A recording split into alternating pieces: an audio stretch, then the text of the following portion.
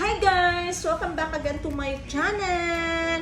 Okay guys, sa lahat ng mga nag-subscribe sa akin, sa lahat ng mga nag-like and nag-share, thank you so much guys! And sa lahat ng bago pa sa channel ko, please don't forget to click the subscribe button and of course, i-click nyo na lang din yung notification bell guys para ma-notify kayo or ma-update kayo sa mga upcoming videos ko. Okay guys, for today's video, gusto ko ipakita sa inyo ang caliber 45 na Baby R 3.10. Yan.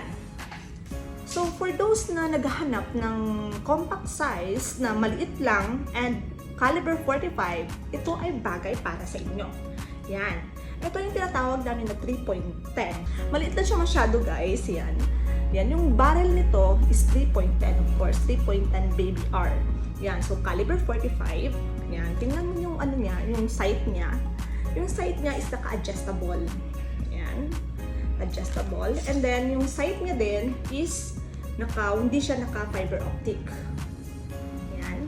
So, of course, kailangan butasan nyo pa to ipag-hands dito niya. If ever you want, ilagay dito yung fiber optic niya. Yan. So, wala pa siya. And then, regarding dito guys, ito naman tinatawag na ported. Ported, ibig sabihin nito guys, sa slide and barrel niya dito sa taas. Yan. It reduces recoil. So, medyo ano siya, hindi siya masyado ganun kalakas or impact kasi meron siyang ported. Yan. Yan yung ported. Yan yung bakit nagtatanong kayo, bakit merong butas dito sa slide niya. So, yan yung reason para ma-reduce yung recoil. Yan. Unlike sa iba, unlike sa mga ordinary na slide 1911 na GI compact size, mas lakas yung recoil niya. Yan. And then, next nito guys is yung trigger. Tingnan nyo yung trigger. Maganda rin yung trigger. And, yan, yung hammer niya. And then, yan. Okay. 6 rounds pala ito guys ha. 6 rounds ang capacity niya. Yan. Yan. Medyo ano siya, medyo malaki yung grip niya. Yan, tingnan nyo. Then, naka G10 grip na. Yan. Yan. Maliit masyado guys. Ang ganda niya. So, eto guys, meron siyang caliber 9mm. So, aside sa caliber 45, meron na siyang caliber 9mm. Same lang lahat yung ano niya, yung physical appearance niya, same lang 45. So, ang price nito guys, actually, ang price nito is 48,700. So, ngayong gun ban, discount siya ni Armscore. At ito ay naging 34,000 pesos na lang. Yan. Yan ang price niya. Yan, from 48,700, naging 34,000. Unlike, ito kasi naka-special price. Unlike sa caliber 9mm, less 20% na yun. So, 51,600 less 20%. So, unlike sa 45, 34,000 pesos na lang. Yan. So, kung may nagtatanong kasi dyan guys, may nag-comment dyan kung magkano yung license. First guys, depende yan gun store kung magkano yung hinihingi nila. And of course, isang reason din yan or isang tinitingnan yung qualification. Yung qualification yan guys, if you are Leia Army, Leia PNP, Leia Coast Guard, or you, if government employee. Lahat ng guys, mura lang or mas naka-less kayo ng babayaran. Unlike sa employee, businessman, medyo mahal yung babayaran nila. Yan yung mga advantage lang kung halimbawa mga kayo government employee or sa service. Okay. So, okay, back sa baril guys. Yan. Actually maganda nito siya gamitin guys, 'di ba? Kasi hindi siya masyadong malakas.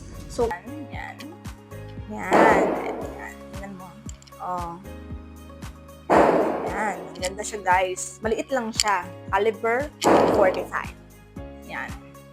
Yung parang sa 380 din guys. Yan, tingnan mo. O, mabulsa lang din siya. O, ang ganda sa bulsa. Yan, bulsa lang siya guys. Okay?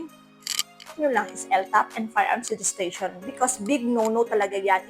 If after gun ban, yan yung gagawin doon, hindi pwede yan guys. Of course, dapat meron kayong PTC.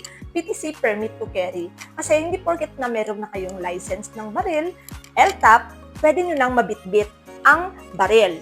Ang baril guys, sa halimbawa na-purchase nyo na sa store, na-list na sa inyo, sa bahay lang talaga yan guys. Good for sa house lang talaga ninyo. Hindi siya pwede ninyo mabitbit anywhere unless meron kayong PTC or Permit to Carry or PTT, Permit to Travel. Ang PTT guys, good for 1 day lang yan.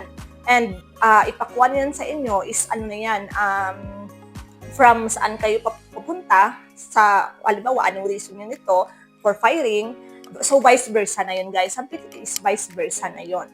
Yan. So, dalawa lang yun, guys. Or, it's either magkuha kayo ng MO, parang usually doon ata yun sa mga reservists, yung mga ganun, MO, ARI, or PAR. Pero hindi ko sure kung makakuha kayo nun. Basta yung sa mga private employee, yan, PTT, Permit to Travel, PTC, Permit to Carry. Yan. Ang PTC, guys, is good for 2 years. So, eto, okay na dito ang PTC, guys, or pang travel mo sa ano. Kasi, meron din kasi nagpunta dito, guys, na ang sasakyan, tsaka yung bahay is extended. Hindi, guys, big no-no talaga. Kasi yung bahay at tsaka sasakyan ay magkaiba.